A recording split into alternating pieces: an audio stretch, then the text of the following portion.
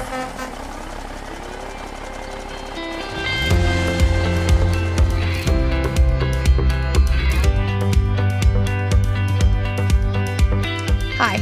welcome to the Terminal Exchange, the official podcast of Nussbaum Transportation, where we explore key issues and compelling stories in the trucking industry.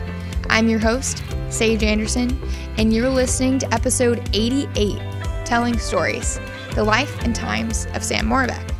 Today, we're talking about trains, trucking, Uncle Tony, historic ice cream parlors, and understanding autism. You won't want to miss this one. So here it is, our featured exchange.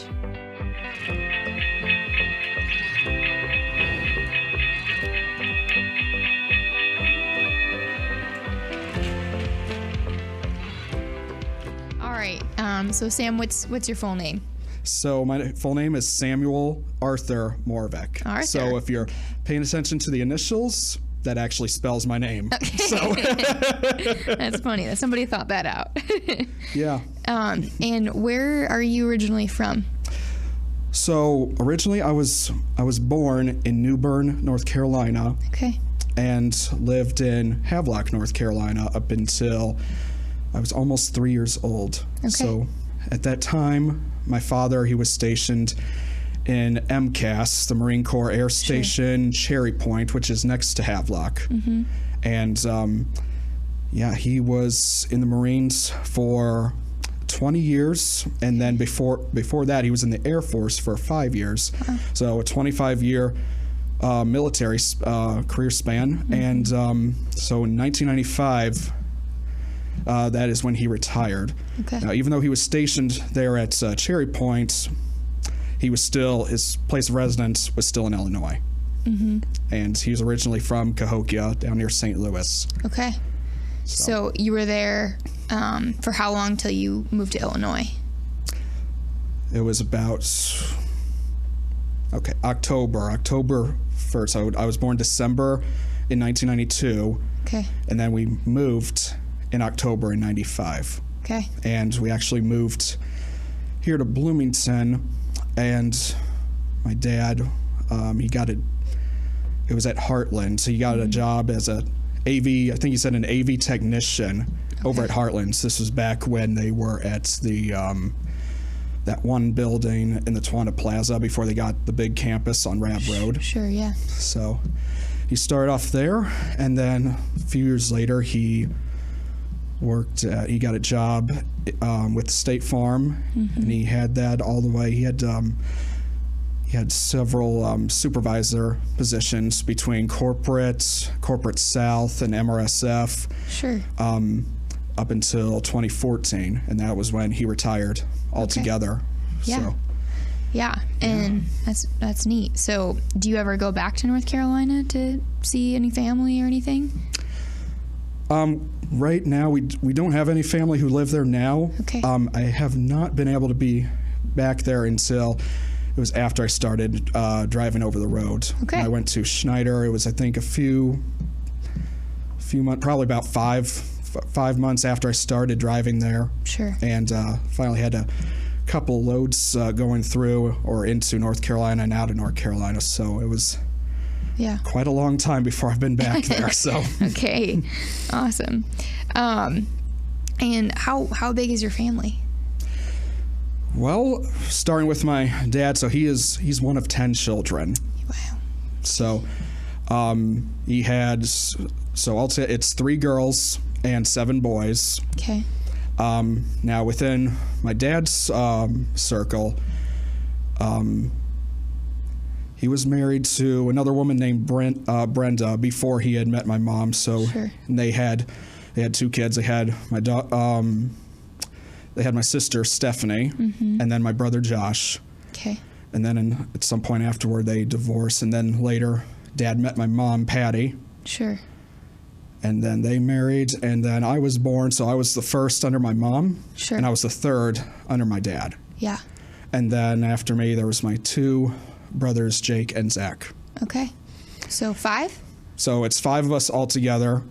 And Stephanie and Josh, they're both married right now. Stephanie is married to Dave, and they've been together think they've now just hit their 20-year anniversary. Wow. So yeah, that's impressive. Yeah. They have 3 girls, Leah, Caroline, and Allie. Yeah. And I'm excited for Leah, especially because she's about to graduate from high school. Wow. So okay. Well, congratulations, Leah, if you're listening.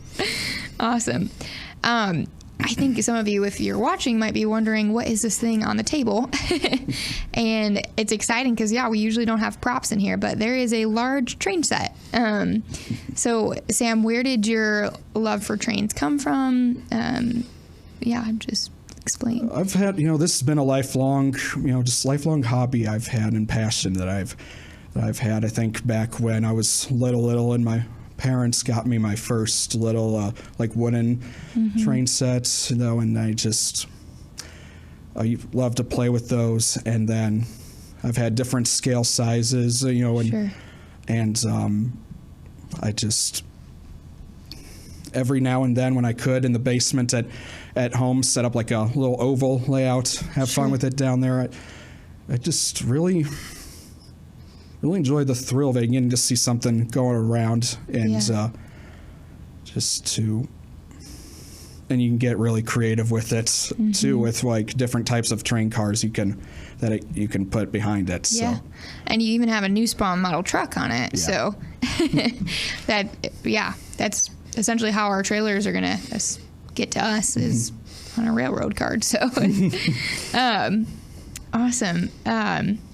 Do you have a place nearby that you go and you ever just watch the trains, or a railroad museum or anything like that? Sometimes I used to go to the before Uptown Station here in Normal was built. I go to the original Amtrak building that's still there in Uptown, and when I know when the Amtrak trains will be coming by, I just hang out there for a bit, watch them come and go, and then even after the Uptown Station facility was built, and I've done that for from time to time, and I really enjoy doing that.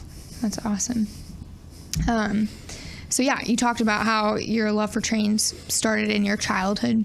Is there anything else noticeable or things that just stand out from your childhood? I think that just some memories that are they stay in my head, that even going back to my childhood, one, for example, is, and it kind of hits me as far as the feeling of being ostracized, having moments of being ostracized, not really having as much friends to be around to talk to. There was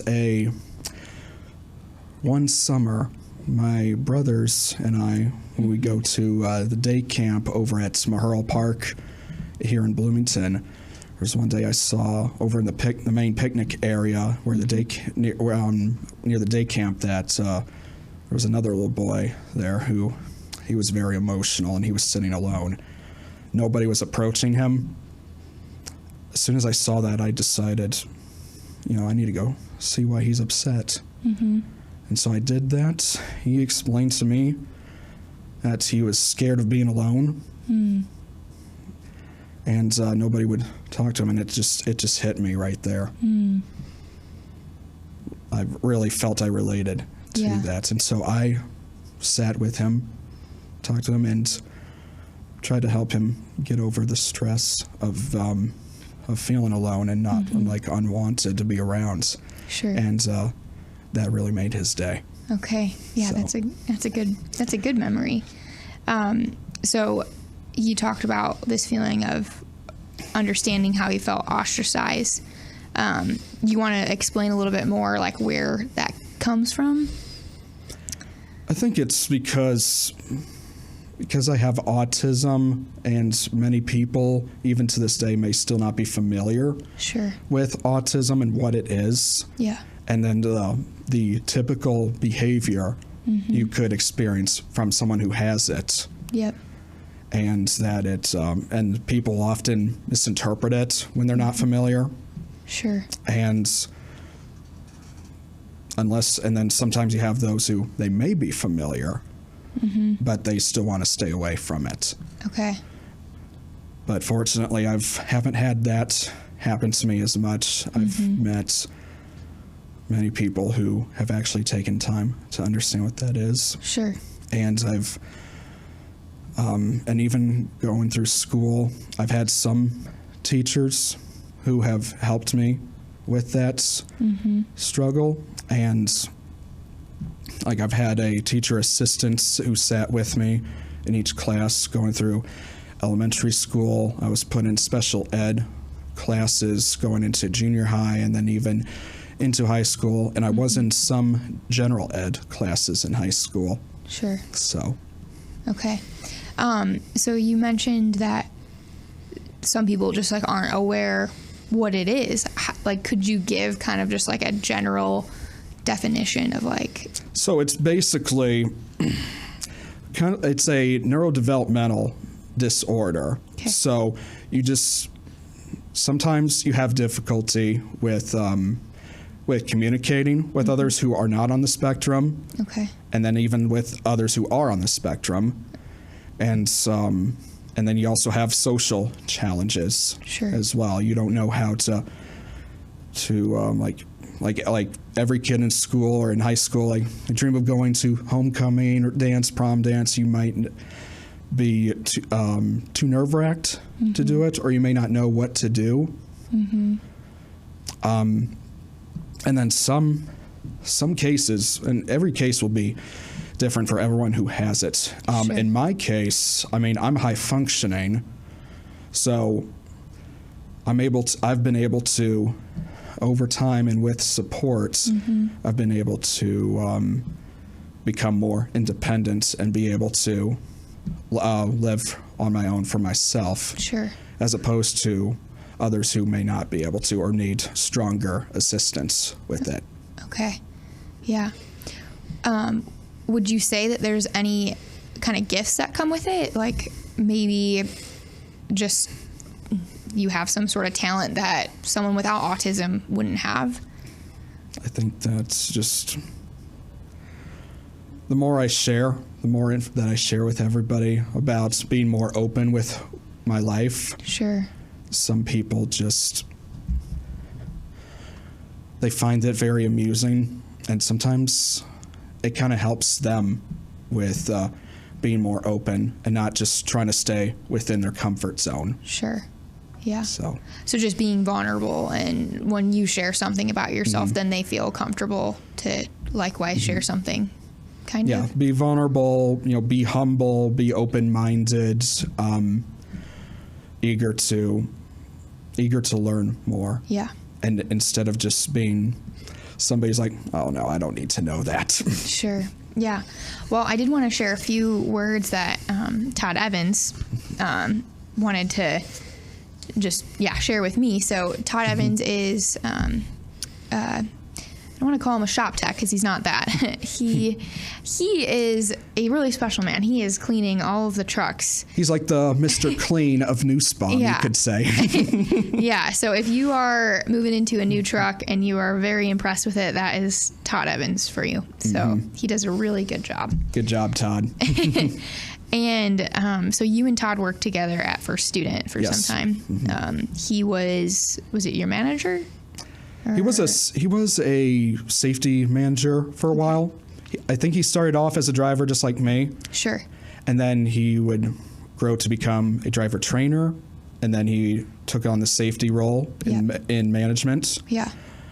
And so he liked to use you for like others to learn how to do things like the pre-trip inspections and stuff like that, right? Yeah, he has told me he has done that without me even knowing about it. So yeah. So in an email that he sent me, he also has a son with autism, and he said that he was having a really hard time understanding how to communicate with him. And you were someone that he was working with. He did say that sometimes you'd ask a lot of like personal questions to get to know him more, and he was confused. And then he realized that you were trying to understand what was going on with his son, if I'm speaking correctly.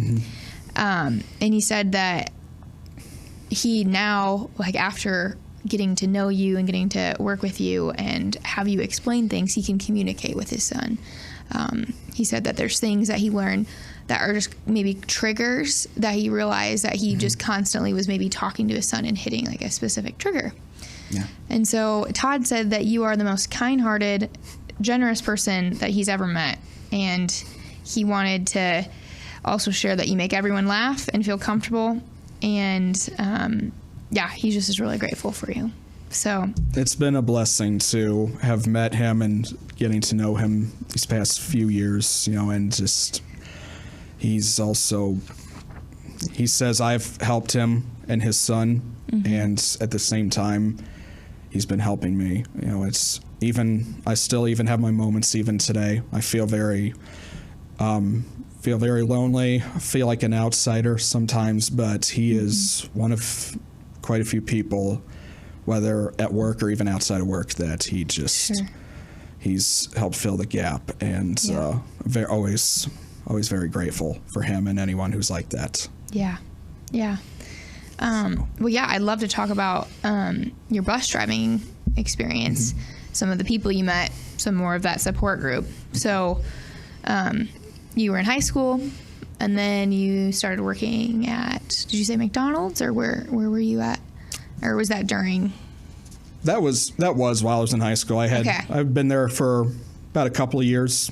That was so that gave me the just the opportunity of getting familiar with having a job, also serving the community, to providing food to everybody, and so it was very humbling to get that opportunity. And I got out of it halfway through high school, mainly to focus on getting through high school and to prepare for what's gonna go on after that. Yeah. So so you had McDonald's, and then you went to Heartland Community College because you wanted to become a driver, correct? Yeah. What made you want to become a truck driver? Well, after I've always wanted to, even though I love have a passion for model railroading and for trains, I did want to work in railroading. That was something I was always saying to myself, that this is what I wanted to do lifelong. But I've done research on the work-life balance and the environment of working in railroading, and I've even been able to ask some questions to active railroad employees at the time. And what they were sharing with me, it was turning me away from that, because there were some things, that sacrifices they would have to make they're kind of similar to what we could make as truck drivers over the road, but they're even, I don't want to say extreme, but more, just more long term, I guess. Sure. They're more like away from home even longer. Even longer, and they will control your schedule. So even if you had big family life events coming up and you wanted to ensure that you were there for that, they will look at you and say, this is when you're scheduled to work, so you must be here. Okay. And I didn't want to be told that. So I want to. That kind of restriction. I want to work when I want to work, and I want to be there for my family and friends when they have something happening. Yeah. Yeah. That's really good that you did the research and found that out before you kept pursuing any further. Yeah. So trucking has gives us more flexibility with that, and so part of that and what led me to wanting to come here to Nussbaum is going back to when we were growing up here in Bloomington.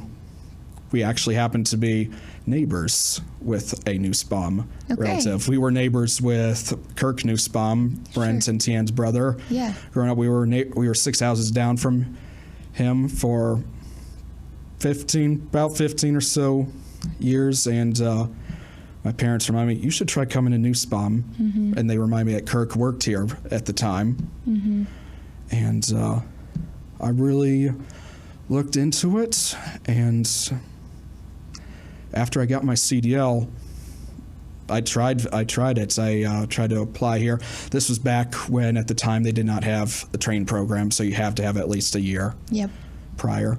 Yeah. So I wasn't sure just yet about going to other carriers to build that experience. So that's what led me to First Student, get a more local experience in serving the community. Yeah. And then when I tried here again at Nussbaum, when they had the train program by that point, they recommended I should try going to another carrier. And I was like, okay. And then that's what led me to going to Schneider, because I was like, okay, which carrier should I go to build that experience up? Yeah. And Schneider presented the best, opportunities for training me on how to do the job just right, how to get from A to B, and how to adapt to the lifestyle. And as I started over there, I had felt very proud, and I've realized that, oh yes, I can do this. Yeah. My driver manager at that time when I was there, he even told me that, you know what, Sam, you've adapted to this lifestyle much faster than most new people do. And over there they had one of their recognition programs that they have there at the time was, they had like Driver of the Month and Rookie of the Month for company-wide, and they nominated and voted me Rookie of the Month. Aww. So that was really, really proud moments for me. Yeah. So. And then you got a year in there and just like immediately you're like, okay, Nussbaum, or what happened? A little over a year. So probably, let's see, I was there from January 2020, and then about February of 21 was when I started to apply here again. Okay. To try to get the ball rolling again with that. I did talk with Cole at the time when he was in recruiting. And after we had the phone interviews, he was just really impressed with what I said, with all the answers I gave him, and was seeing the experience I accumulated, and keeping my record clean as well in the process. And he just offered it to me, and I said, yes, absolutely. And then I gave my 2-week notice to Schneider, and so I was able to part with them, and then getting ready to come in here. Wow. Was it hard to leave Schneider? I mean, you sound like you enjoyed it. It wasn't hard. I just, within my past couple months that I was there, freight at the time was slowing down, and their pay system is different than ours. Sure. And it just seemed like, you know what, this is the timing. This is to not only to make the switch over to, to another carrier, but also to keep preparing for going forward in life. Sure. And you probably got to be closer to home, I'm guessing.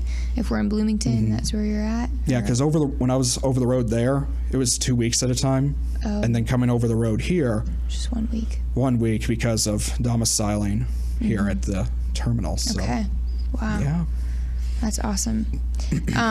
So you were at First Student and then Schneider. And at First Student, you met Todd, Lola, and Scott. And they're all at Nussbaum now.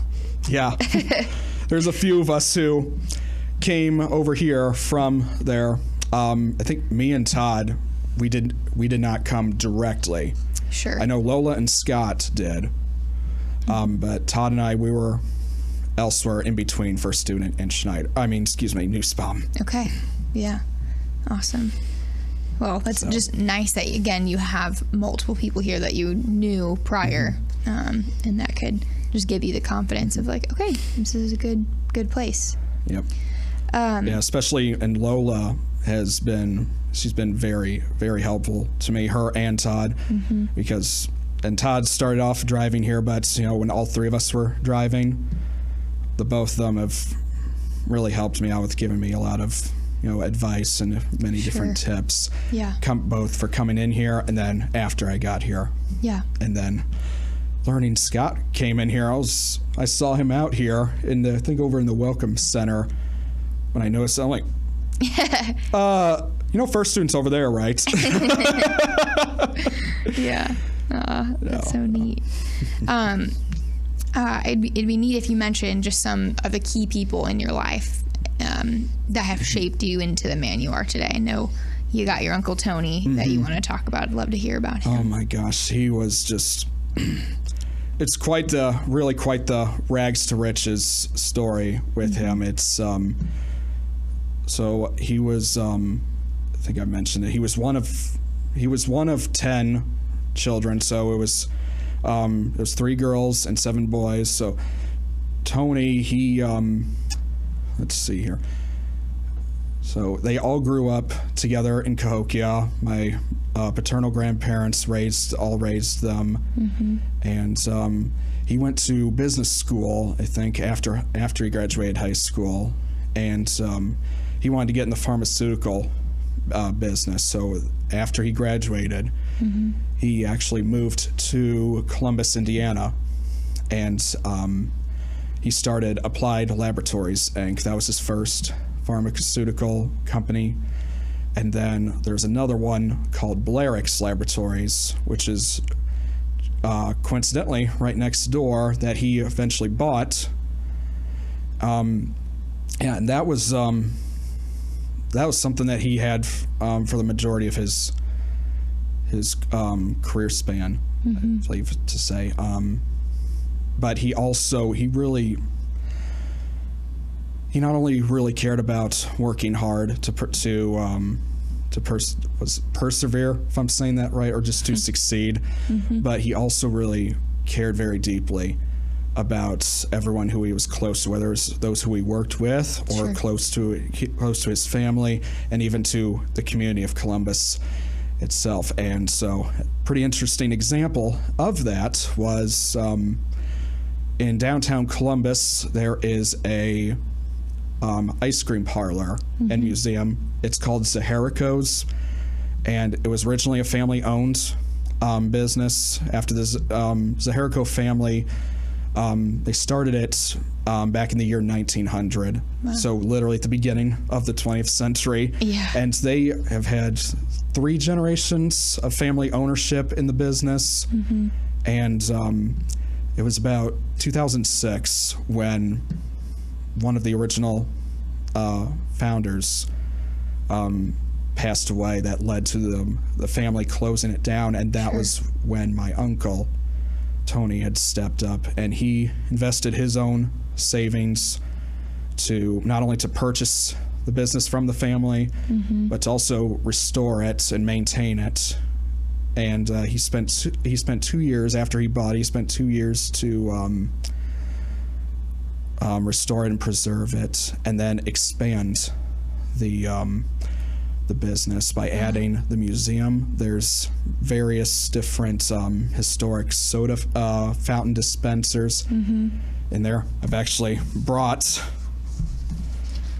a couple of brochures here. So that's Uncle Tony right there on the front, and that's the main entrance of the building there. Wow. And he just, when you go there, here we go. When you go there, it's so amazing to see the heritage of that place. And they've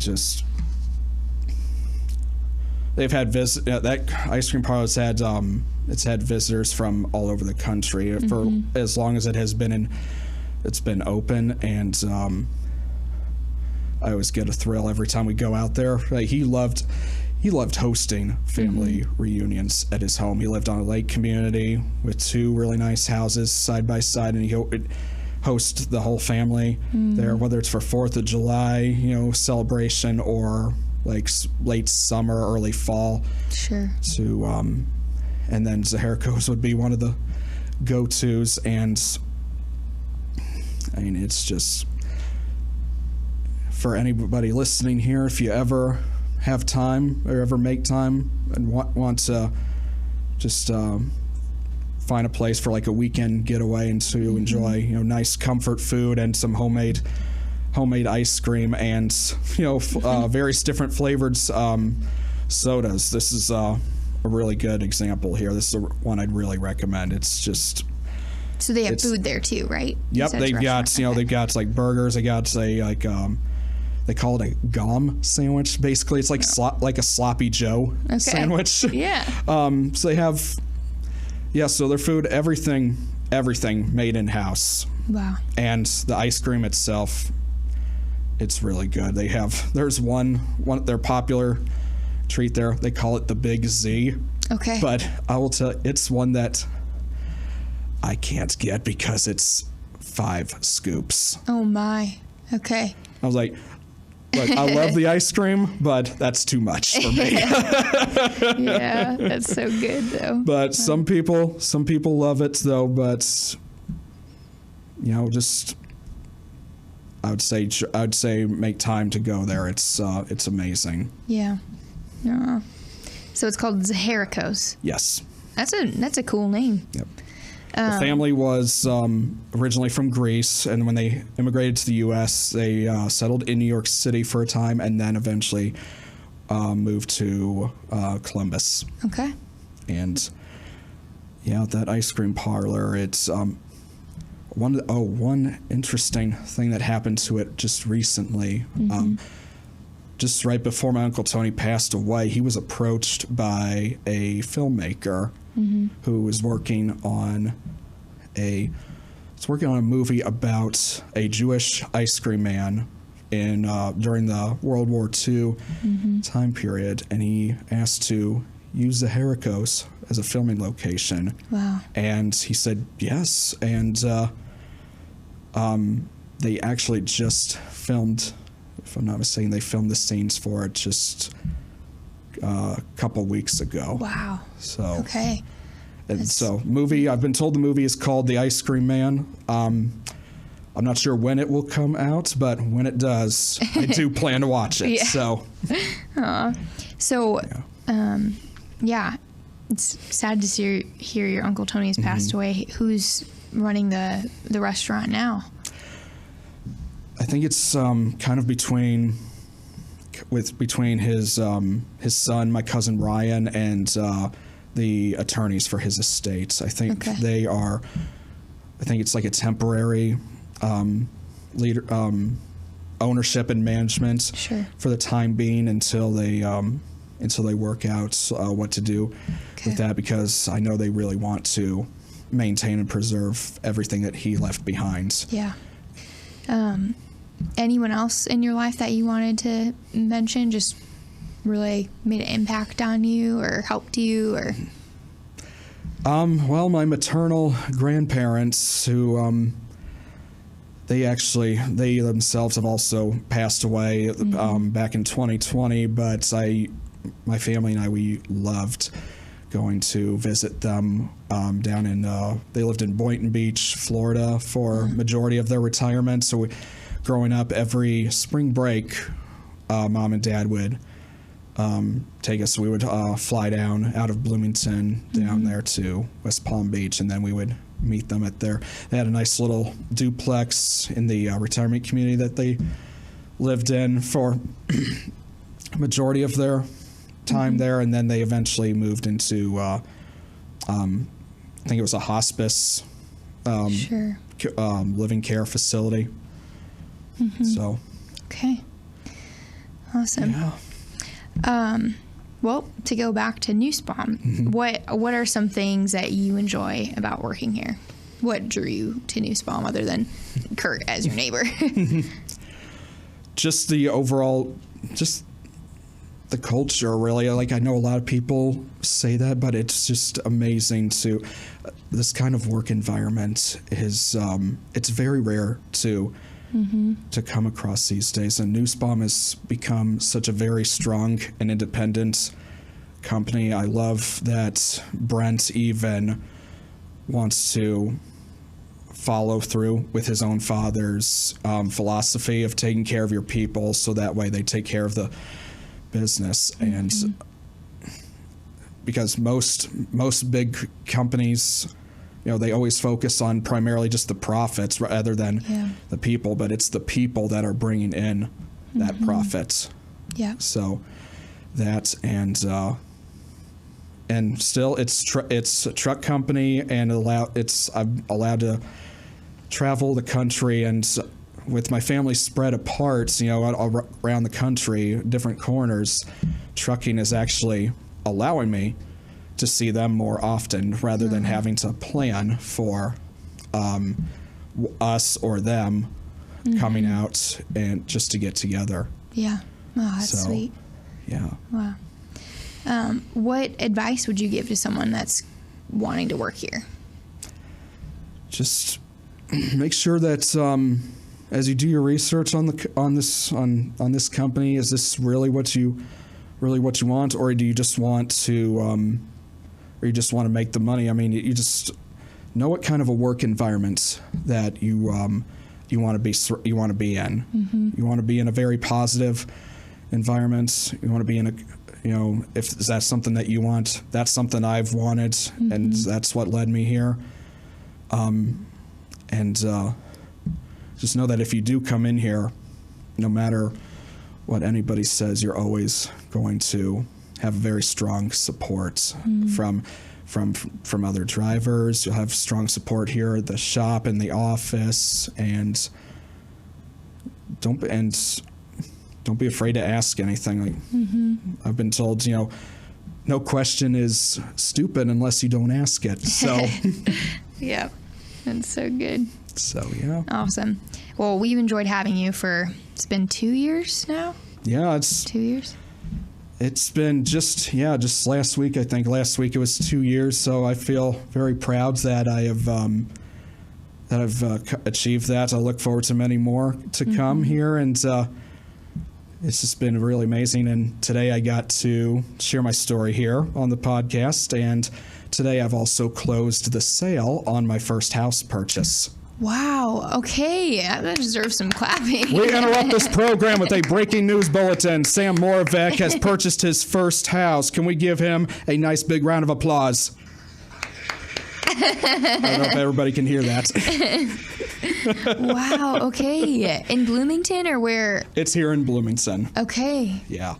Wow. That's really exciting. I just going through the paperwork this morning and signing off everything, and now it's just, I feel it settling in, Wow.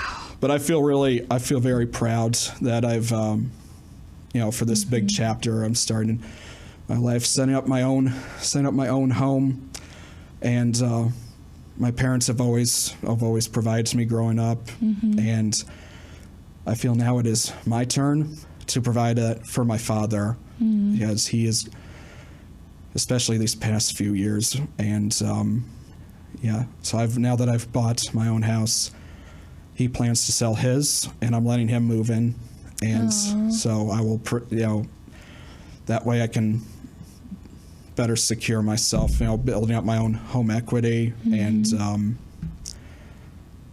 making his retirement so much easier for him. Wow. So. No, that's wonderful. Yeah. Wow. So, how far away from Nussbaum? Just 15, 20 minutes, or? About 15. So, okay. And before it was 30. So now just slice it in half. So. Wow. That is absolutely wonderful. Yeah. I feel excited about moving back here into Bloomington. And we've had that place up there in Gridley for about 13 years now. So it was nice at the time, adapting to living rural and enjoying the scenery out there. But going forward in life, we thought it would be the right thing to do. Move back in the suburb and, just... Well, are you going to have a train room there? Or is it the whole house going to be like a big train? Well, I will plan to build a big outdoor layout in the backyard at some points, and then maybe have one smaller, just oval layout somewhere in the house. So. Okay. Yeah. Yeah. Wow. Well, that is awesome. I won't be cutting holes in walls anymore upstairs. Hey. Just yeah. It's creative. So. Yeah. Yeah. Awesome. Well, yeah. Sam, is there anything else you want to share before we close the episode?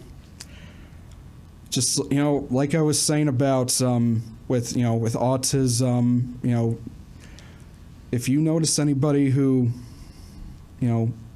gives off the symptoms, or if you're not familiar with autism, don't be afraid to, do some research on it and just to better understand people who are on the spectrum and what they go through, and